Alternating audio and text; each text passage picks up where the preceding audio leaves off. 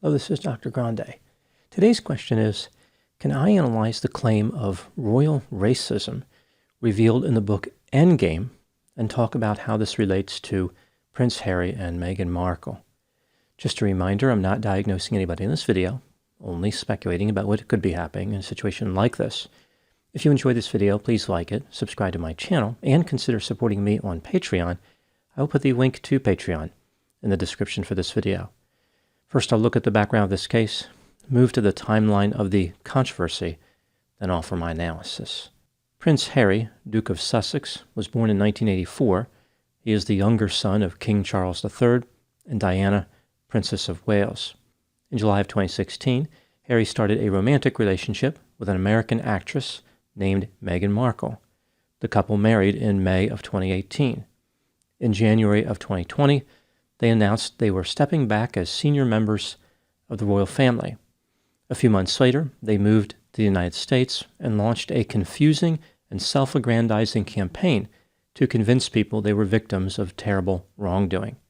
They were upset with the British royal family, the media, and anyone who criticized them. In March of 2021, Harry and Meghan were interviewed by Oprah Winfrey. The interview featured Meghan complaining about how the royal family did not like her and ignored her mental health concerns. One particularly inflammatory accusation Meghan introduced started the so-called royal racist scandal. Here is a summary of this accusation. When Meghan was pregnant with her son Archie, a senior member of the royal family allegedly had conversations and concerns about how dark Archie's skin color would be when he was born. The family member was worried about the implications of the skin color. Meghan did not back up her claim with any evidence and refused to name the alleged offending party, saying that it would be embarrassing to them. She admitted that she never found out why there were these types of conversations or concerns, but she felt as though it was safe to assume the alleged offending actions were racist. Later in the same interview, Harry referred to one conversation and said it was at the beginning of his relationship with Meghan prior to their marriage. This is a little confusing for two reasons. One, what happened to the multiple conversations? How did this story move from more than one conversation to a single conversation? Two, if this alleged incident occurred prior to the marriage, how was there a reference to Archie? Meghan wasn't pregnant at that time. Was the senior royal family member both a racist and a psychic? It sounded like Meghan and Harry could not keep their stories straight. Despite the glaring problems with their accusation, it gained a lot of traction and caused a scandal. It was established that the alleged comments did not come from Queen Elizabeth II or the Duke of Edinburgh. This only left a small number of people who could have possibly been involved. The royal family members lived under the weight of this inflammatory accusation for 2 years. People wondered who was involved, who was curious about the skin color of Meghan's son.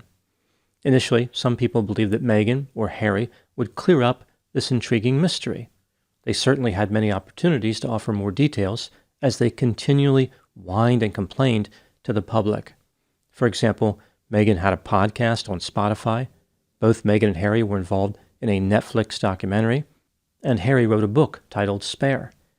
Despite all these chances to reveal the identity of the royal racist, no one mentioned anything about it.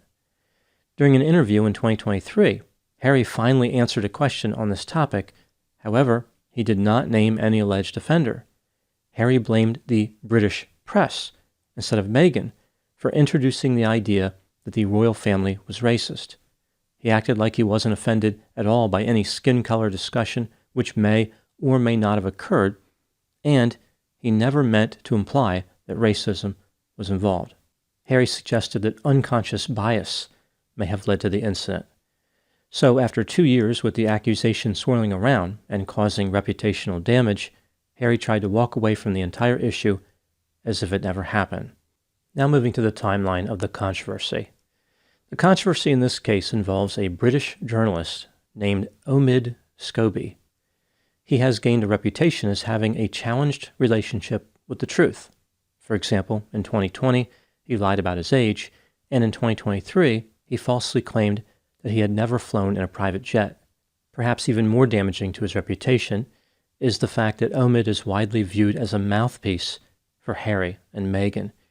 In August of 2020, Omid published a book titled Finding Freedom, Harry and Meghan and the Making of a Modern Royal Family. Meghan initially claimed that she had nothing to do with the book, but later admitted she was one of the sources for it. In November of 2023, Omid Scobie published a book titled Endgame, Inside the Royal Family and the Monarchy's Fight for Survival. He claimed that he did not interview Meghan for this book, and he believed that Harry and Meghan were irrelevant to the future of the monarchy. Omid suggested he has very little interest in their lives. Some people believed the Endgame book was going to rock the royal family to its foundation, but ultimately the book was boring and contained little new information. Essentially, the theme of the book is that the British royal family is bad, has no clear purpose, and is facing certain annihilation. At the same time, Harry and Meghan are saviors to the world who can do no wrong. In essence, this is a book version of something which was already available in the form of the Privileged Victim campaign perpetrated by Harry and Meghan. Here are just a few of the claims in the book Endgame.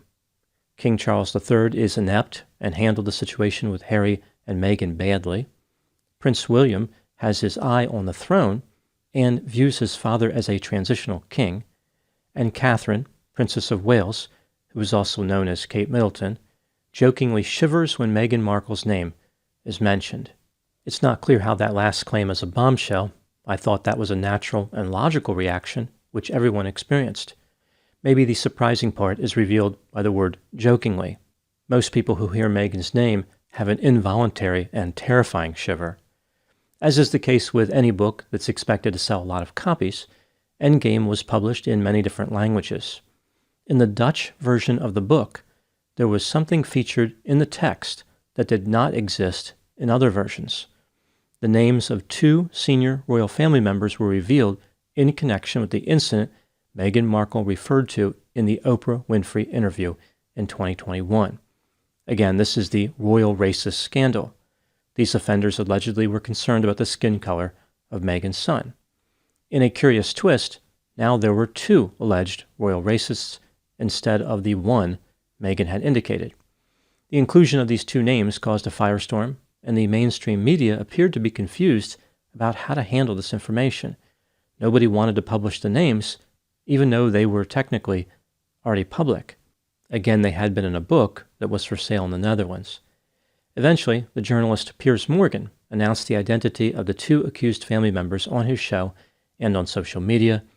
Other media outlets followed suit, and now the information is everywhere. The 2 family members from the Dutch translation of the book who allegedly made racist comments were King Charles III and Catherine, Princess of Wales. Initially, the inclusion of these names was referred to by the publisher as a translation error, and later just as an error. Whatever type of mistake occurred here, at the time making this video, it is under investigation. Now moving to my analysis. Here are my thoughts on a few areas that stood out to me in this case. Item number 1. Did Piers Morgan do the right thing by identifying the royal family members' names in the Dutch translation of Endgame? Those who were critical of the decision argued that whoever was behind this translation error wanted the names to be revealed. Therefore, Piers Morgan gave this person exactly what they were looking for. Other people believe that Piers Morgan made a clever move because now the matter can be discussed openly. Prior to sharing the names, Piers Morgan talked about the rationale behind his decision. He argued that if people in the Netherlands could know the identity of those being accused, then the people in Britain should know, especially considering they pay for the royal family.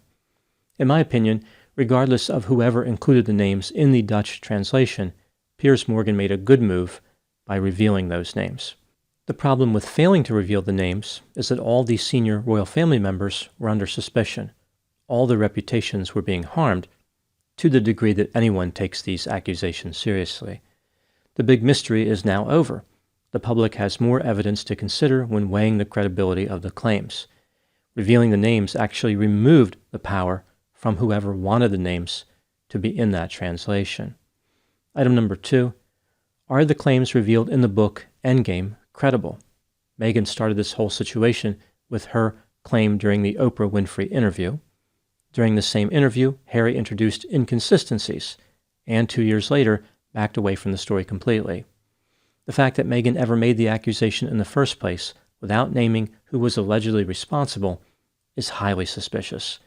It's almost like she deliberately withheld the name, or names, in order to hurt everyone's reputation and to avoid being required to support her claim with evidence. In my opinion, these allegations are baseless, regardless of the specific royal family members being targeted. It's also possible that if skin color was mentioned, it was not due to racism. Maybe people were just curious or making conversation. It is possible to talk about race without being racist. Item number 3, what happened in the situation? How did these names get into the Dutch translation? Omid Scobie claims that he never wrote the names down in any version of his book, and other journalists knew who the royals were this entire time. I guess he's implying that one of them somehow put the names in the book. It's not clear. Either way, he is denying responsibility.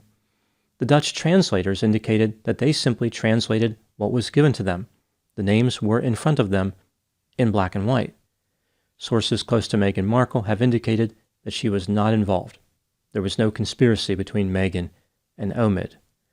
There are 4 main theories about what happened as far as the mysterious appearance of the names. Theory number 1 is a translation error or some other type of error. Whoever was converting the English version into the Dutch version mistranslated the absence of words into the names King Charles III and Catherine, Princess of Wales. It's an honest mistake that could happen to anyone. After all, when staring at a blank spot on a document, who doesn't think of King Charles and Catherine? I think this theory is ridiculous because how does a person translate nothing into something? A mistranslation occurs when a word in one language is converted into a non-corresponding word in another language. There is no way to mistranslate empty space. Everyone knows what this means regardless of the language. This would instead be referred to as fabrication. Clearly, the names were introduced by someone. The question is who. Theory number 2 is that the Dutch translators put the names in deliberately. This is certainly possible, but why would they do that, and where did they get the names? Were they just guessing, or did someone supply the names to them? Theory number 3 is that Omid Scobie introduced the names despite his denial.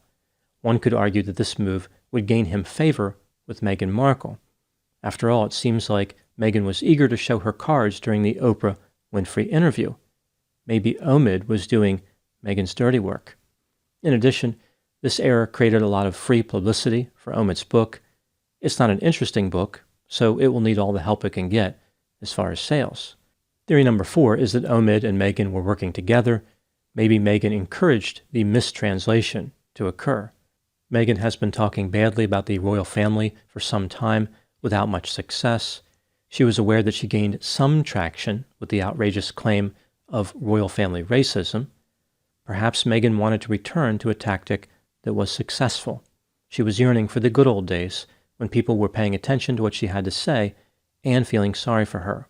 In addition, Meghan's popularity has been dwindling, and this puts her back in the spotlight. How would I rank these theories from most to least probable? In my opinion, theory number 3 is the most probable. Omid Scobie put the names in the version of the book which was supplied to the Dutch translators. Maybe he wanted to create a buzz for his book. After this, I would go with theory number 4. Omid and Meghan were working together in some way, like Meghan directed Omid to reveal the names. Then I would go with theory number 2. The translators deliberately included the names. Finally, I would go with theory number 1, the mistranslation explanation. This was all just a big mistake.